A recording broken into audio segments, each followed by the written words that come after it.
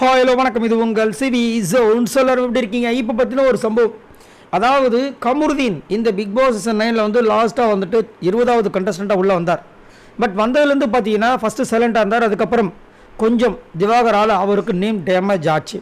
அது மட்டும் இல்லாமல் அந்த திவாகரை வந்துட்டு இவர் வந்துட்டு ரொம்ப நிறைய இடங்களை வந்து ரொம்ப அவரோட அந்த விஷயங்களை வந்துட்டு ரொம்ப நம்ம பார்க்கும்போது நம்மளுக்கு அவ்வளோ கோவம் வரும். அந்த மாதிரி வந்துட்டு நேற்று கூட திவாகர் சொல்லியிருந்தார், எனக்கு சின்ன வயசுலேயே காலில் ஒரு ப்ராப்ளம், அதை வந்துட்டு ரொம்ப கேவலமாக அதை சொல்ல முடியாத அளவுக்கு சொல்லி என்னை கிண்டல் பண்ணார் அப்படின்னு சொன்னாங்க.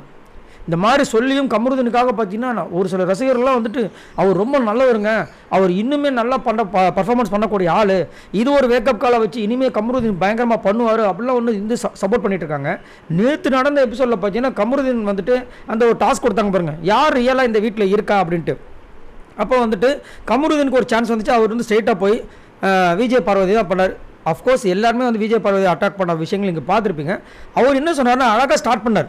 உண்மையிலே வந்து கமருதீன் கரெக்டாக ஸ்டார்ட் பண்ணார். என்ன ஸ்டார்ட் பண்ணார், விஜய் பார்வதி வந்து நந்தினியை தனியாகவே விடலை, ஒரு எளிய துரத்துற பூனை மாதிரி வந்துட்டு கண்டென்ட்டுக்காக பின்னாடி சுற்றிட்டு இருந்தாங்கன்னு சொல்லி அதோடு நிறுத்திருக்கலாம். அதோடு நிறுத்தாமல் என்ன பண்ணுறார், டப்புன்னு அவரை வந்து யார் அட்டாக் பண்ண அதுக்கப்புறமா நம்ம திவாகர். ஸோ அந்த மைண்டில் அவருக்கு வந்துடுது, யாரெல்லாம் இவர் வந்துட்டு குறை சொல்கிறாங்களோ அந்த குறையை அக்செப்ட் பண்ணாமல் குறை சொன்னவங்கள திரும்ப வந்து அட்டாக் பண்ணுறாரு. அதுதான் அவர்கிட்ட இருக்கிற ஒரு பெரிய மைனஸ் பாயிண்ட். அதனால தான் அவர் இப்போது நல்ல நிலைமையில் இருக்காமல் கொஞ்சம் டேமேஜ் ஆகிருக்கு அவர் நேம். சரிங்களா? இப்போ திவாகர் அட்டாக் பண்ணுறதுக்கு என்ன பண்ணுறாரு, உடனே திவாகரை வந்து கலாய்க்கிறாரு. அவர் வந்து பொறுப்பான்னு சொல்கிறார். சார் அது வந்து ரொம்ப ஒரு மாதிரி இருக்குது. அவரும் என்னை நிறைய வார்த்தைகளாக வச்சு திட்டினார் சொல்லும்போது அங்கே தான் விஜய் சேதுபதி அவர்கள் என்ன சொல்கிறாருன்னா, நீங்கள் இப்போ நான் வந்து என்ன கொஸ்டின் கேட்டேன், நீங்கள் வந்து கிளாப் பாக்ஸ் யாருக்கா அடிச்சிங்க, விஜய் பார்வதிக்காக அடிச்சிங்க, இப்போ எதுக்கு வந்து திடீர்னு திவாகரை பற்றி பேசிகிட்டு இருக்கீங்க? இல்லை சார் நான் என்ன சொல்லணும்னா போய் வச்சுருங்க கமருதீன் அப்படின்ற மாதிரி ஒரு மாதிரி நோஸ் கட் பண்ணுற மாதிரி சொல்லிட்டார். அவருக்கு ஒரு மாதிரி ஓகே தேங்க்யூ அப்படின்றார். அங்கேருந்து இவரும் வந்து தேங்க்ஸ் சார்ன்றார். அப்போ இவர் இன்னும் காண்டாயிட்டார். ஏன்னா ஓகேன்னு சொன்னதுக்கு காண்டானவர் நம்ம விஜய் சேதுபதி அவர்கள்.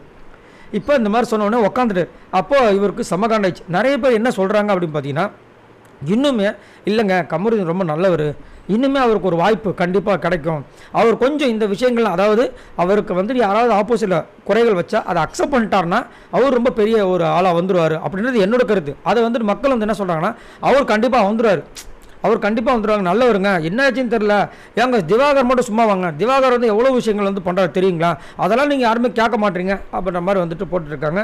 திவாகரை கேட்காமல் கிடையாது, கமருதீன் கேட்காம கிடையாது. பட் இருந்தாலும் கமருதீனுக்கு வந்துட்டு திவாகரை விட ஒரு சில பொறுப்புகள், அது மட்டும் இல்லாமல் ஃபேன் ஃபாலோவர்ஸ் அதிகமாக இருக்காங்க, ஃபேன் ஃபாலோவர்ஸ் அதிகமாக நம்பிக்கை வச்சுருக்காங்க.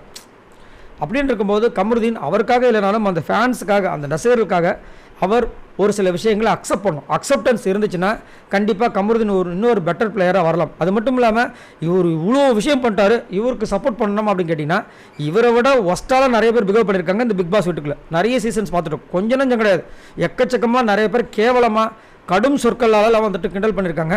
அப்படி பார்க்கும்போது கமருதீன் பண்ணது வந்துட்டு அந்த அளவுக்கு இல்லை அப்படின்னு சொல்லலாம். பட் இதுக்கப்புறமும் அவர் சுதாரிக்க தவறுனார்னா கண்டிப்பாக வந்துட்டு அது அவருக்கு கண்டிப்பாக ஒரு நெகட்டிவாக தான் அமைகின்றதில் மாற்று கருத்து கிடையாது. ஸோ நீங்கள் உங்களோட கருத்தை சொல்லுங்கள்.